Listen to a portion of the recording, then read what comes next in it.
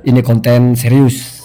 Saya akan sampaikan satu pernyataan tegas bahwasanya pemeluk agama apapun, baik yang ada di Indonesia, 6 agama resmi, atau mungkin yang di luar ini, penyembah pohon lah, penyembah sapi lah, atau bahkan ateis sekalipun, kalau kita memahami Al-Quran dan hadis Nabi, maka mereka semua bisa masuk surga. Saya tidak mau bicara tentang hukum akal, karena nanti itu kaitannya dengan teologi. Secara akli, apakah non-muslim itu bisa masuk surga atau tidak, saya tidak ke situ. Ini enggak secara akli, ini secara nakli, secara nas, secara ayat dan secara hadis. Dan itu tidak ada perbedaan pendapat ulama. Yang pertama begini, seringkali kita mendengar orang kafir itu akan kekal di neraka.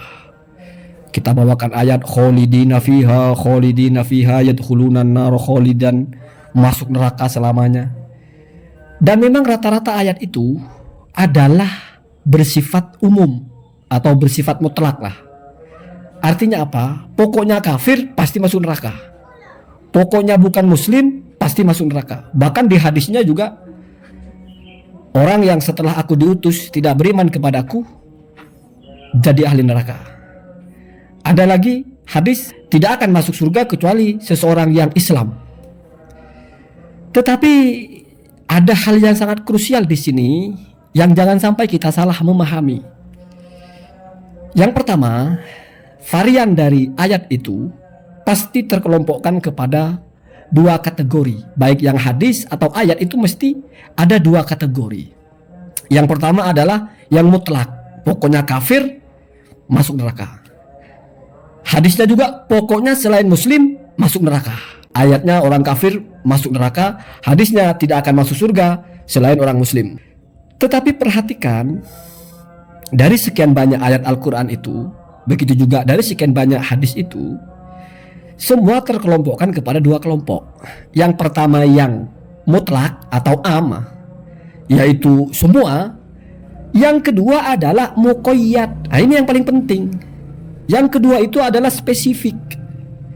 Sementara kita tahu bahwa memahami nas itu, kalau ada ayat yang sifatnya general, lalu ada ayat lagi yang isinya sama tapi sifatnya spesifik, maka yang spesifik itu yang berlaku. Hamlul mutlak alal muqayyad. Ini kaidah masyhur. Contohnya begini, di dalam ayat-ayat itu memang rata-rata tidak dijelaskan pokoknya kafir masuk neraka, kafir masuk neraka. Tapi ada ayat yang memberikan penjelasan kafir yang mana yang masuk neraka. Ini contohnya, innal ladzina kafaru wa matu wa hum kuffarun. Itu 2 diksi di akhir itu sangat penting, dan itu yang berlaku. Orang-orang kafir artinya apa? Selama hidup dia tidak beriman, lalu dia mati, ada penjelasannya di situ. Wahum kuffarun, wauhaliyah, mati dalam keadaan kafir. Itu Pak yang dimaksud kekal dalam neraka. Artinya apa? Matinya tidak beriman. Sekarang apa kita tahu orang-orang itu yang kafir-kafir itu, yang muslim itu matinya tidak beriman? Siapa yang tahu itu? Kan gak ada yang tahu.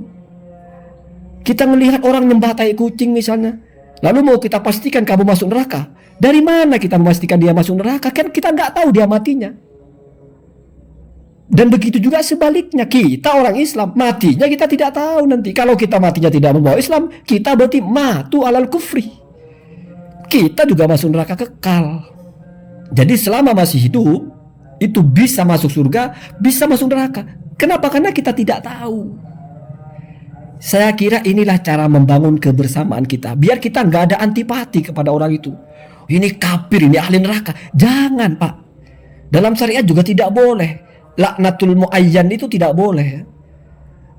Melaknat orang yang kita pastikan personal tidak boleh, kecuali mansus dalam Quran seperti Abu Jahal atau Abu Lahab. Kalau kepada saudara kita yang kebetulan non muslim terus ahli neraka ini, belum tentu Pak, belum tentu. Belum tentu. Nggak ada yang tahu itu.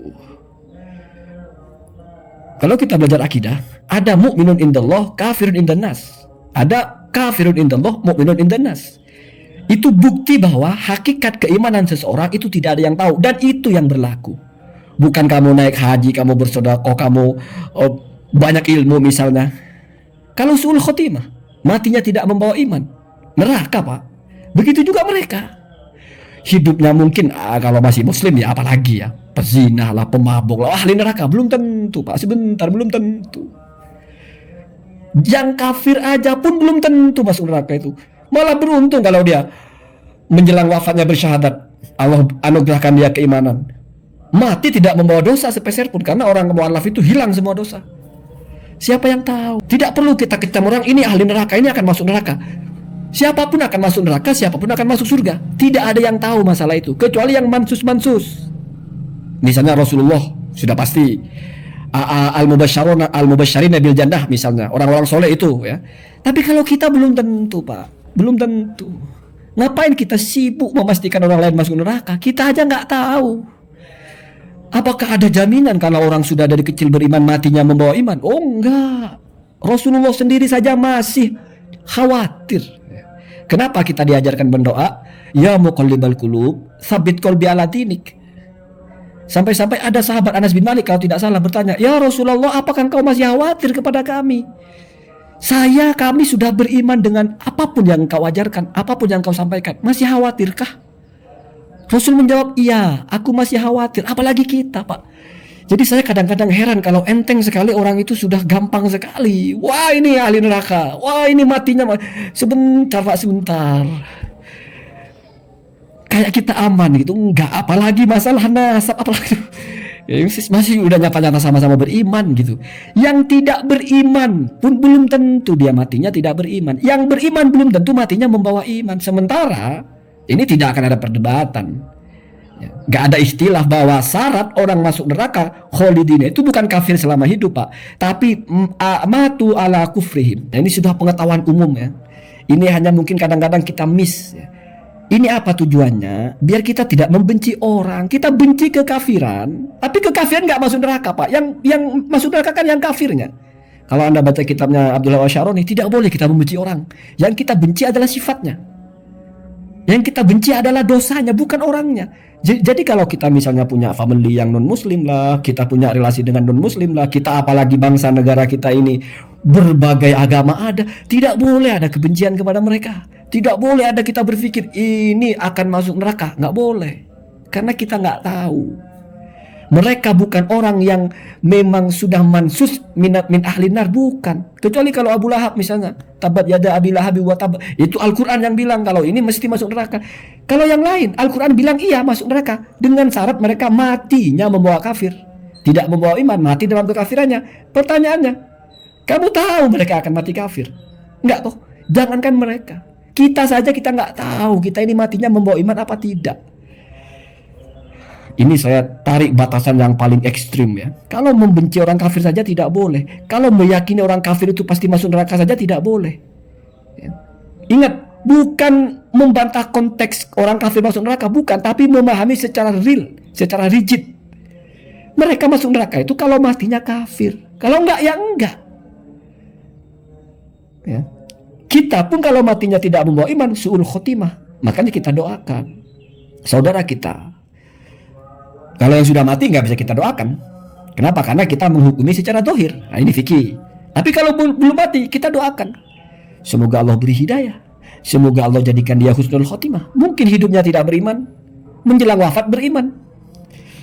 Banyak yang seperti itu. Kita tidak tahu. Sebegitu juga sebaliknya. Kita berdoa. Ya Allah biha, ya Allah biha, ya Allah bihusnil khotimah.